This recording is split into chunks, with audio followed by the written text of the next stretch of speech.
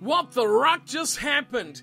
Day 3 of the Rugby World Cup, and welcome along everyone to this discussion video about Day 3 of the Rugby World Cup. We have 3 matches to go through. I'm here to tell you about what I thought about those 3 matches. Feel free to have your own input in the comments below, or hit me up on Twitter as well if you want to have your say or disagree with anything I say. It's all opinion, that's all that matters. It's me and you guys saying how we feel about the day's play. So 3 matches, and first we had the United States of America, the USA Eagles, as I like to call them, up against Samoa. Second match was Wales up against Uruguay, and possibly the biggest one, the All Blacks and Argentina kicking their World Cup off. I think that was going to be a fantastic matchup. We'll cover that one obviously last. It was the third and final matchup to take place. But without further ado, let's kick things in the guts right at the start, where she all began, the start of the day of Day 3. USA up against Samoa, and this was an interesting match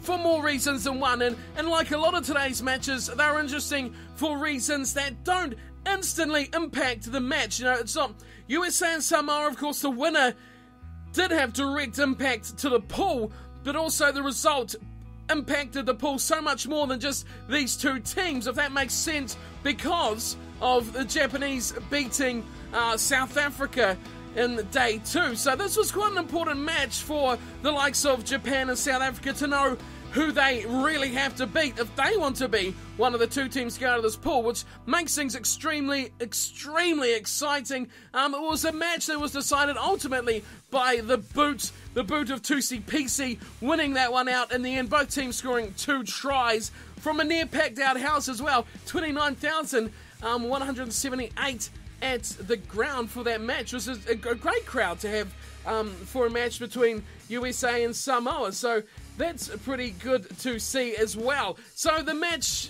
kicked off with a long time before we really saw any points as well. It was the Samoans who eventually scored first. It was Tim Nanai-Williams in the 19th minute opening up the try, but it was Tusi Pisi with kicks, penalty goals in the 7th, the 27th, the 38th, and the 50th that really put the points on the board for the Samoans.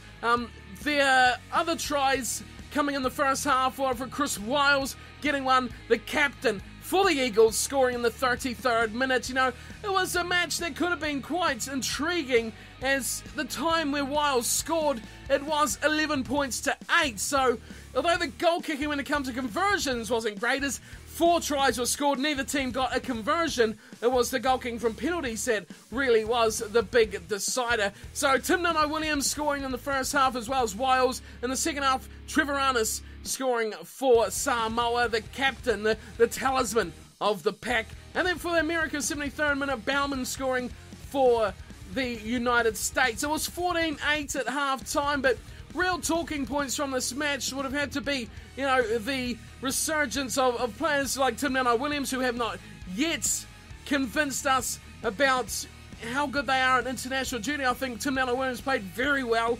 Eventually was named man of the match too, I think. But probably more importantly from this match, what I found more important anyway, was there was no damn yellow cards. Now, it was almost a real buck of the trend to have 80 minutes with no yellow cards, but if you've been tuning into the action, you'll know that that was well and truly made up for later on in our third and final match as well. But for the Americans, you know, this was their chance, with South Africa getting upset, you know, to push. If they could beat Samoa and then they could beat Japan, there was a good chance that they could go through as second qualifiers. In the end, the final score was 25-16. You know, they went down by 9 points. A good performance, but they could have got so much more. Samoa definitely favourites to win, but in the end, just could not get it over. Samoa will be sweating on the fitness, or the mental fitness, I guess, of Ray Lilo, their inside centre, going for a concussion test. Hopefully won't be too detrimental for him. But what's going to be interesting, like, for this match, to me, what is more interesting, and matches in the future as well is going to become even more interesting as well, is how they affect the pool. So, I mean, Samoa took 4 points from this. USA took none. But when we look at it against the South Africans and Japan, what I want to see is, can Samoa beat Japan now? Because Samoa you got to remember there's Scotland in this mix as well. Who's going to take that second spot? Personally, I did write off Japan and thought they'll finish at least third or fourth. Probably my fourth would have been my pick. But now, it's all changed. Samoa, they've got to win. Scotland is yet to play. The United States showed that they're not far off the Samoans, which should be the second best team in the pool. Can the United States upset Japan? Can the United States even do something against the South Africans? Now, no disrespect to South Africa, but what on earth happened? Is the stigma of playing against South Africa becoming a boost to teams instead of putting them down, instead of being threatening towards the other side that the South Africans play? It's almost as if it's a boost to say, shit, we're playing one of the best teams in the world. Let's pump up, Hulk out, and we could do what Japan did. It's always going to come back down. The rest of this World Cup is always going to come back to what Japan did in day 2. So for Samoa, for the United States, for Scotland, a lot's going to ride on this. I think, and I'm going to go back to where it all started for me, that South Africa are going to come good. And that's going to happen, against Samoa, Scotland, and the United States of America. And I think they should still finish first, because I think that Japan are going to hiccup against Samoa or Scotland. I think they might beat one of them, but I don't know if they'll beat both. For real, it would be amazing if Japan could go through second qualifier. What a fairy tale story that is, and it's pretty obvious that the host country and all the fans there at the Rugby World Cup love fairy tale stories, because they are absolutely chewing over this Japan thing. So the Americans went down here, but they've still got a lot of work to do, and they've still got a huge role in this pool as well. Samoa, they're just getting started. Are they good enough to go through second? They need to beat Japan more than anything, and Scotland. Now they've got 3 pretty hard matches, as well as I'm pretty sure their next team to meet, South Africa as well, which could result in backlash. That's a possibility. Will it happen? We will find out in the future. But for this match, which is what we're looking at now, good performance from Samoa, a little bit scratchy, but let's be fair, who hasn't been scratchy over their opening match? The USA, they'll be disappointed, because I think they've really improved enough to show that they're good enough to win this match. Chris Wales, they rely on him quite a lot, as well as Samu Manoa. They are big ones. They need to develop the rest of their team as well. McGinty, I think he's relatively new as far as I'm concerned to the American team, and I think he's got a bit of talent as well, but they need to get more professional players into the Northern Hemisphere competitions, like the Viva Premiership Pro 12 as well for the USA. But a good start. Can they improve? I hope so, and I'm really keen to see this pool and these 4 sides, Samoa, Japan, USA and Scotland, in action, because I think they are a lot more closer than even I thought. I think all 4 of these teams could beat each other. I would not pick them now, because I think USA could beat Japan, Japan could beat Samoa, Scotland could beat anyone and lose to all 3. Who knows what's going to happen? We'll get this in the next coming days as well as to what exactly is going to go on.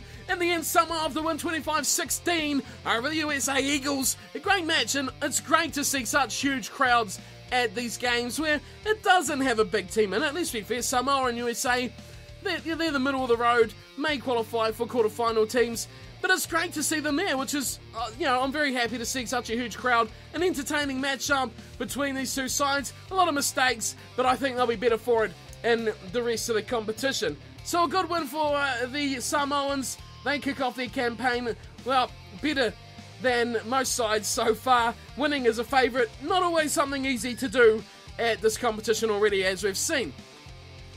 Into game number 2, and a big one for the people around the host countries. Wales up against Uruguay. Now, this almost had that little sniggling feeling that it was Japan and South Africa again.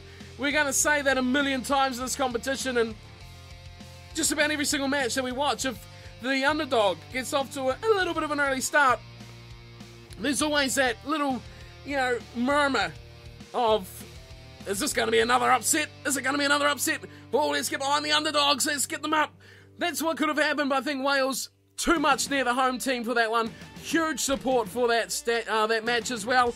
Uruguay, I have to give them props for this game because I think they played outstandingly well despite the scoreline at the end. And Wales played pretty poorly for the opening quarter of the match. So, completely honest, it was a very nervy start from Wales. But again, this is a World Cup pattern that we're seeing. You know, the favourites, all the teams, let's be fair, are starting off very scratchy, very nervy, despite all the pre-season matches. Like, Wales played 3 matches, I think it was, in the 4 weeks before the Rugby World Cup. That should have them nice and running into the match, but nope, they were a bit off, and some good shots at goal, taking their chances nice and early by the Uruguayans, seeing them up 6-0. Now, a big thing about Wales is how many players they have out injured. So that become a big part of this match for Wales, not only winning the match, scoring as many points as possible, but also it was all about no one else getting injured. So when you see Paul James trundle off injured, that's when the concerns start to come in for the Welsh players. Also, Jake Ball, a bit of a knock. I think he'll be okay by the reports coming out. It was just a bit of a knock, a bit of blood. No one gained too many problems there at all. But it was a good even match. I thought Wales took a long time to build into the match. I think when they did, especially at set piece, was where Wales dominated completely. The professionalism, you know, the experience of being together to execute set plays. You know, it's something you don't just turn up to a meeting and go, here's set plays for the team, guys.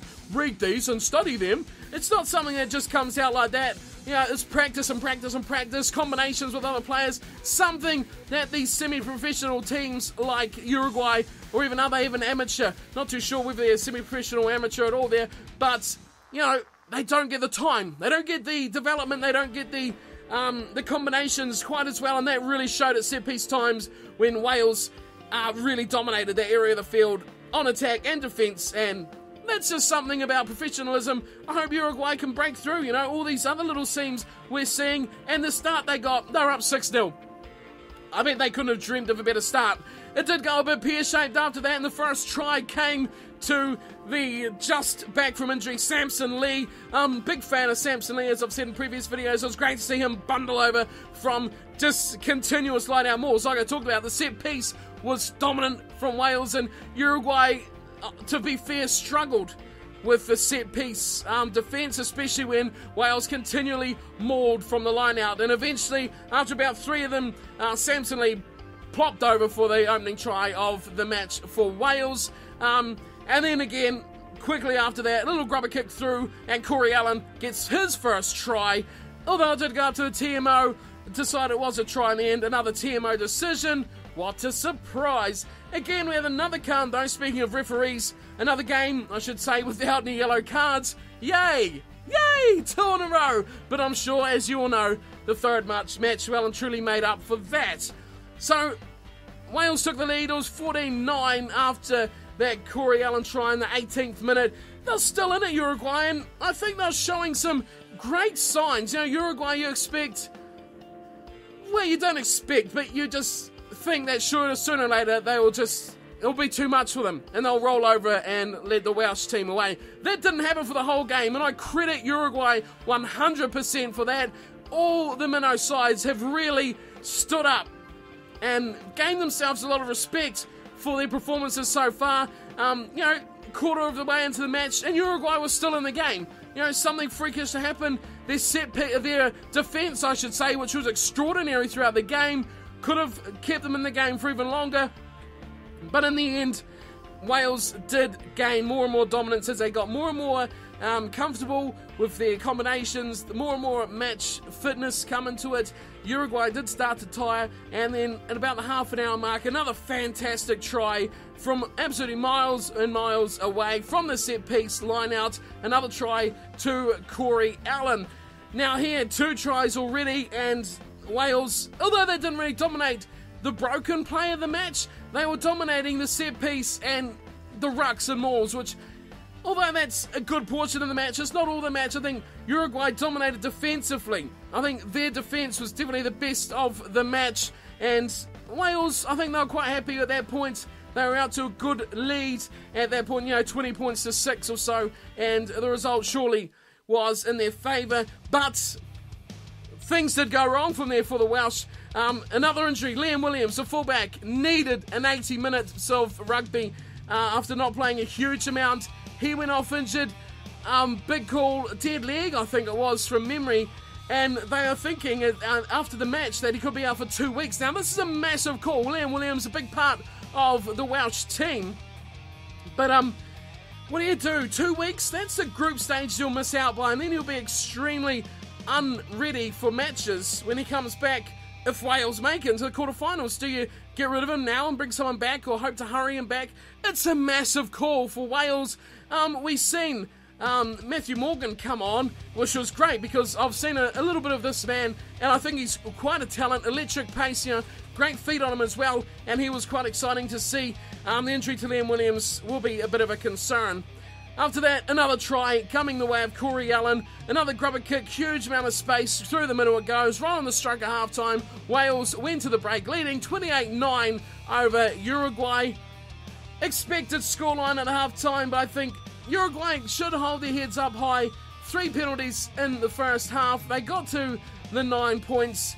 Better than a lot of other teams have done so far. They should be quite happy with their performance. In the second half, the match really did start to fall apart as an open and free-flowing game that the first half was a lot more of. There was a lot of penalties, and a lot of stops. It was a very stop-start match, and it kind of broke up the momentum, made it a bit more fractured of a game, but the tries continued to break away for Wales. Halem Amos scoring his first try after just a clean run to the line after a numbers game out wide to his wing. He dots down, and there was the first try of the second half. And then it was Davies. Gareth Davies scoots around, a little snipe off the back of the ruck, getting a try for him. And quickly the scoreline was up to 40 points to 9. Uruguay was still fighting hard. Physically, I think they matched Wales. Physically, they did. But what they didn't manage to combat was probably the backs, the speed, and the set piece. That's really what they struggled with most. But I think physically, Uruguay were good enough. Even fitness-wise, they were fairly decent. Both teams were down on the haunches for a good period of the second half. A good physical side, Uruguay. I'd like to see them against Fiji. I think they could do okay. But the potential, again, Fiji can be very explosive in the backline and could cause them a lot of troubles. But in the end, their good defence, they were hurting the Welsh players. And as we see from the injuries, there was a lot of players going down in heaps. And that was due to, the physicality of the Uruguayan side, their great defence, their hammering tackles, and their determination throughout the 80 minutes. Another try coming in from Tipuric, scoring from another line-out maul. It was almost going through the paces at this point for Wales. And then there was another try later on as well. Second to Gareth Davies, scoring at the end. Full time was 54-9 to Wales. A scoreline that didn't really reflect how well Uruguay played. Just really, Wales quickly learned to their weaknesses and quickly dominated them. The speed out wide and the set-piece professionalism from the lineouts and the scrums as well as what they really picked on. Uruguay missed 20 tackles throughout the match, which isn't good enough international standard, but I think despite that, they showed themselves up pretty well, and I think they played a full 80 minutes, and they put some pain on Wales when you look at the injuries. Lydiate had a bit of a knock. Liam Williams, Corey Allen went off as well, which was big after him scoring a hat-trick, and Wales probably thinking, this is it. We've found a hole filler for our centres. Corey Allen's gone. There's some trouble now there for Wales. All in all, there's massive trouble here for Wales, to be completely honest, before they play England and Australia. They've got injury concerns, missing out all these players. Paul James, Lydiate, Williams, Allen, just to name just a couple that I noticed that went down. One I did notice who was fit was Sam Warburton, which is pretty key, as we've seen in 2011. They need him to be fully fit. So, a super display on the scoreboard for Wales. A good display from Uruguay as well, doing what they know how to do. And I think a performance for them is way more important than the scoreline. They defended nicely, and they were very physical, and they can hold their head up high. I think Uruguay showed that there's a reason they're at the World Cup, and there's a reason they're there, and they're good enough. So, good play from Uruguay. They got 9 points. They showed early on that they can foot it, and I'm excited to see them against Fiji later on in the tournament. So plenty of tries in that one for Wales. Davies and Allen with 2 and 3 tries respectively, and then there was 3 with just the 1. So 8 tries altogether from the Welsh, and they'll be pleased to get some points on the board, but the injury concern will be very, very real for them until the rest of the competition. So our final match of day 3, and it was, well, I think the first match that has really seen 2 heavyweight sides of the World Cup. I mean, Argentina isn't a top 5 team by rankings, but, you know, they've got the capabilities to upset a New Zealand, Australia, South Africa, England, Ireland, Wales, without it being, wow, you know, they're good enough. We know they're good enough. We've seen, you know, recently that Argentina can upset the very best teams in the world. They're good enough to, you know, they've drawn with South Africa a few times. They've beaten Australia. They've beaten South Africa. They've pushed New Zealand extremely close. They know their strengths. They stick to them. And if their backline clicks like they can, then they've got the ability out wide. A team have won them off, you know, Santiago Cordero on the wings, Marcelo Bosch, experienced campaigner. They can cause some pain, which we know they can do. So this match, it was a big game, I think, in the overall aspect of the Rugby World Cup. Both of these two sides expected to go through from their pool play.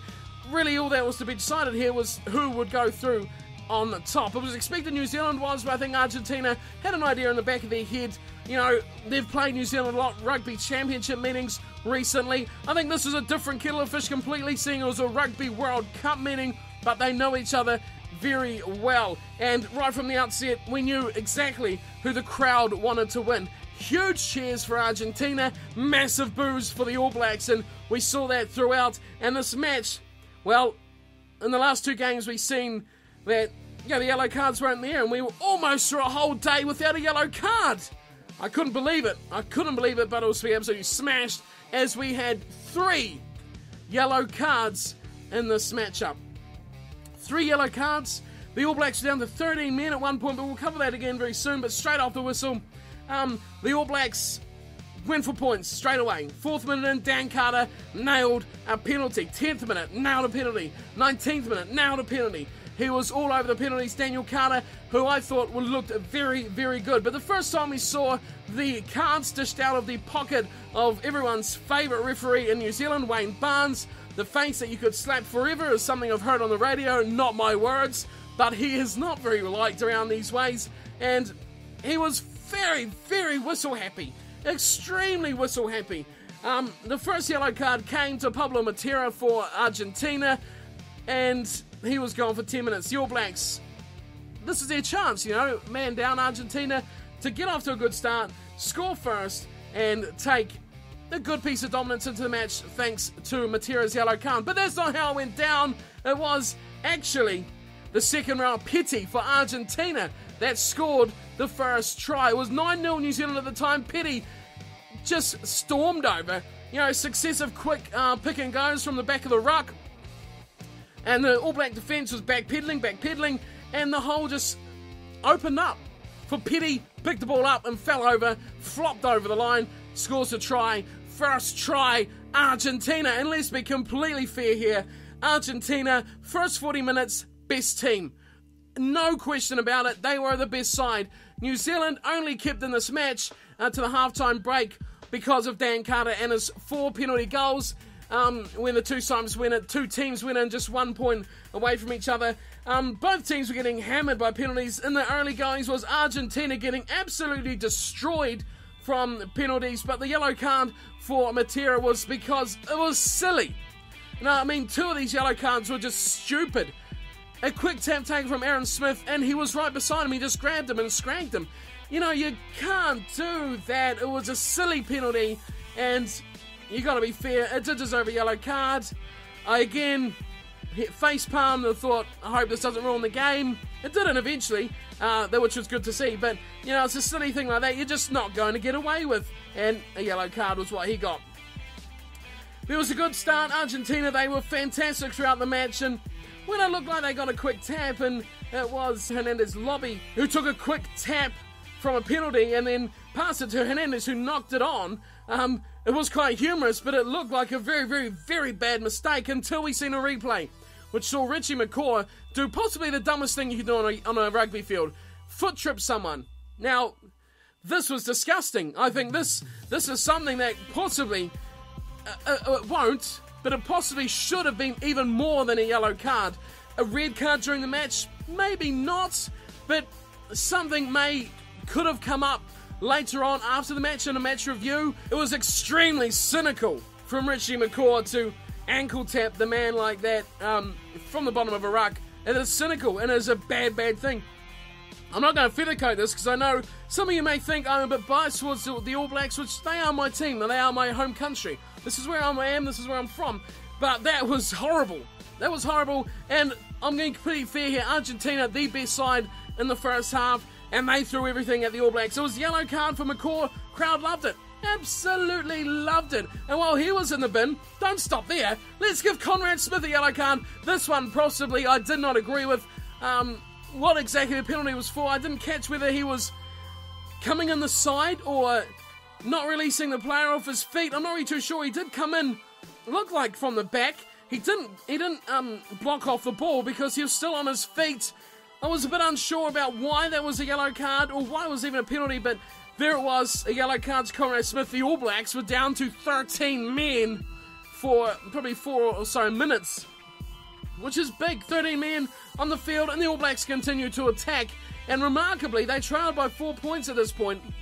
They got a penalty and scored points with 13 men on the field. Now, this is something that all these yellow cards has developed in World Rugby, is teams getting better at playing with less men. It's if teams don't really turn up until they're down to 14 men. And this is what we've seen. The All Blacks carried on, attacked hard, and got a penalty, with Stan Carter duly converted right for half-time. It was just 1 point in it, 13-12 to Argentina at the break. But I didn't understand at that point. I've seen a lot of media and comments on Twitter and on different websites about people getting very upset about the scoreline and absolutely drilling it to the All Blacks about, you know, this upset that could possibly happen. The TV media that I was watching saying that the upset is on. Argentina could win this game, which, let's be fair, okay, they could win this game, but we all know very well the All Blacks only need 10 minutes and they can easily blitz any team in the world in 10 minutes and score 3 tries. We know it can happen. Was it going to happen? I think from my point of view, with 40 minutes to go, even when they were 4 points ahead Argentina, I knew that the All Blacks only needed to click. And there was a try. Nehemiah Scudder dropped an absolute sitter to score the first try straight after halftime. But, you know, it was just things like that, you know, they click. It just takes one little thing and 10 minutes of domination, and they go from being behind to easily leading the match, which is something that I just don't understand why people were discounting so quickly. 1 point, I was extremely happy with that, considering the way Argentina played. They were phenomenal. They were outstanding. I don't think I can really explain how well they played. If you haven't watched it, check it out, the first half especially, how well Argentina played. They were easily the best team. They played very well, fast, high-paced, hard-hitting. They broke the line numerous times. The All Blacks were backpedaling. It was an extremely even match. The question was, can they keep it up for 80 minutes? And it's something we see every team in the world do against the All Blacks. The All Blacks dictate pace. They play fast because they know that no one in the world can match their fitness. Argentina, England, Australia, South Africa can match the talent. They can match the skill. They can play to that level, but they can't do it for 80 minutes. That is where the All Blacks have the advantage. And if the other side doesn't get the advantage of a good lead straight into half-time, it's almost a formality. Ireland know it well. You know, everyone knows it very well, and I thought that's going to happen in this match, which eventually it did happen. But I'm not taking anything away here from how well Argentina played. I think that was probably the best half performance I've seen from any team in the World Cup in their first match.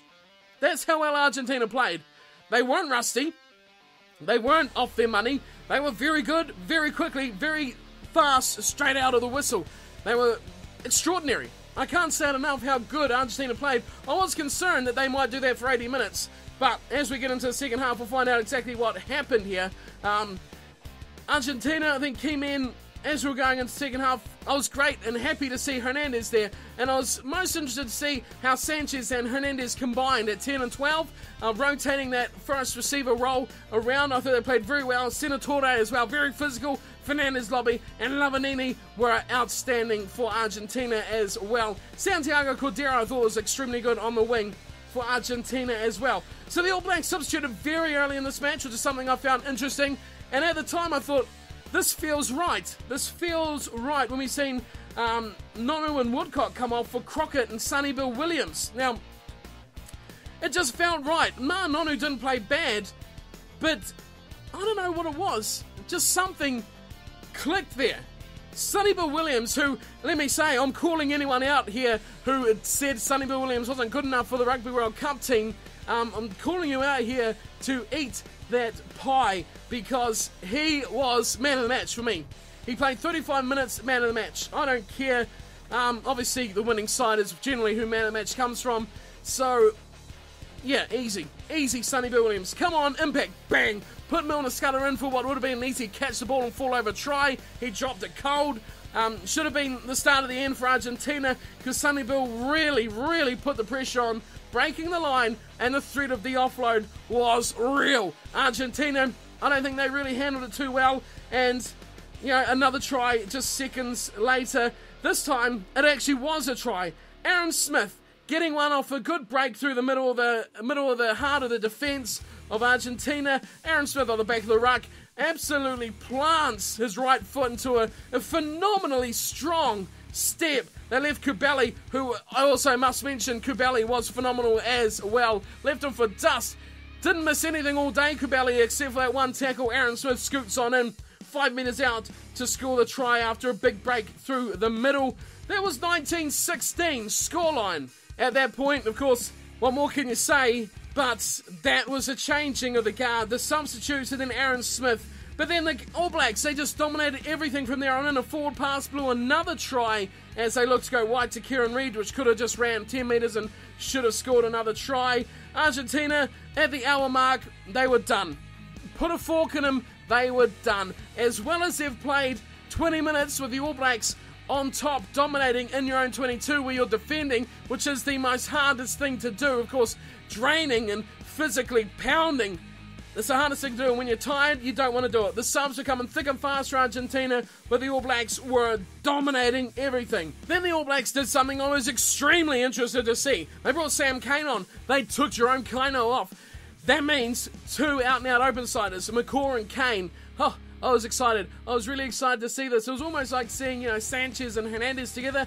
We were seeing McCaw and Kane. This really interested me. I wanted to see how the two sevens would operate together. And instantly, we've seen the results. Sam Cane scoring the second try for the All Blacks just after the hour mark. A long period where they dominated side to side to side, through the heart, side to side. Eventually, the numbers for Argentina got a bit thin, and there was about a 6-on-0 overlap out on the left-hand wing. Sam Cane, final pass, Sonny Bill Williams, heavily involved. Man of the match again, I'll say it. Putting Cane in for the try, that was what really puts the hay, was it the straw that broke the camel's back? That was it right there for Argentina. They could have probably mustered up something, one scoring play to win the match, but I couldn't see them doing two. Not at that point. They looked too out on their feet, and they were absolutely spent, but they were spent on a fantastic 60 minutes of rugby. I'll put it out for them. The All Blacks continued to pile on the pressure, and they butchered yet another try. This time, Sonny Bill Williams carving through, put the pass away to Aaron Smith. That was knocked down. Could have been another brilliant try for the All Blacks. From that point of view, as we neared the end of the match, I think the best performances were from Aaron Smith and Sonny Bill Williams. As for Argentina, some more performances from the likes of Augustin Creevy. I thought he had the year of his life this year. Augustin Creevy, one of the best players in the world, I think, and his matchup with Dane Coles was quite exciting as well. Sonny Bill, exceptional. Hernandez, I was quite impressed with. at inside centre as well. The bench won it for the All Blacks. Final score 26-16. The bench won it, no question about it. The substitutes, Sonny Bill Williams, Bowden Barrett coming on, Sam Cane. The bench won the match.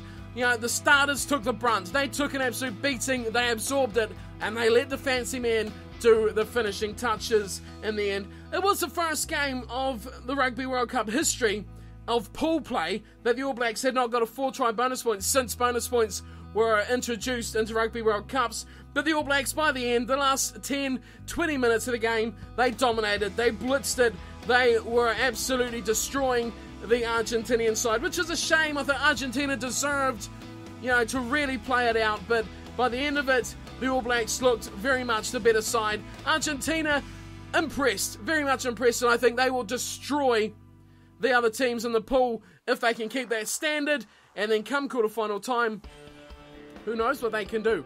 Who knows what they can do? I think they're good enough to even possibly upset some of the better teams. You know, New Zealand weathered a massive storm.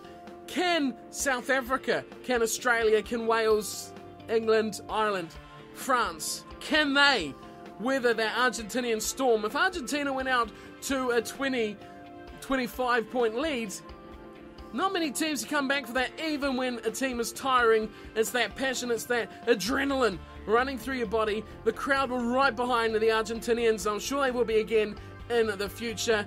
It was a great match. Really exciting, really good game. Argentina brought it. They brought it big time. The All Blacks snuck home in the end. But a quick look, not a quick look, I'll be fair again.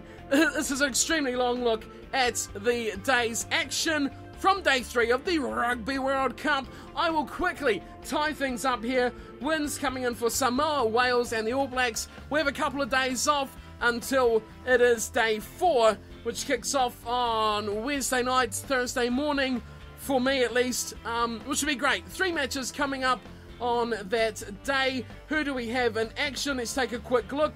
It is Scotland versus Japan. Massive match. I'm massively excited for that one. Australia, Fiji. First look at the Wallabies, who have named quite a few in their first ever World Cup match. And finally, France, Romania. Should be a big win for the French, but Romania, a lot of big forwards, a lot of passion and a lot of strength and muscle. 3 good matches that could be in store for us. I'll be back again, as it seems to be these games are too exciting to not do reviews on every day. So I'll be back in for a review on day 4 of the Rugby World Cup. I hope you're enjoying the tournament, and for any of you who are out there watching the games, leave me comments as to what you're actually going and seeing, how the atmosphere feels to you, and don't tell me too much because I'm extremely jealous of anyone who can get to these matches and see such an amazing event. Now, I don't care who the host is. I love massive sporting events. Olympics, Commonwealth Games, World Cups. I love it. I just love it, and I just get so much involved in these. So, any of you out there, let me know how you're going in England for the Rugby World Cup. But thank you everyone for tuning in and watching. Hope you're enjoying these little chats. Let me know your thoughts and opinions in the comments below, and I'll see you all next time for day 4. Until then, thank you for watching, and take care.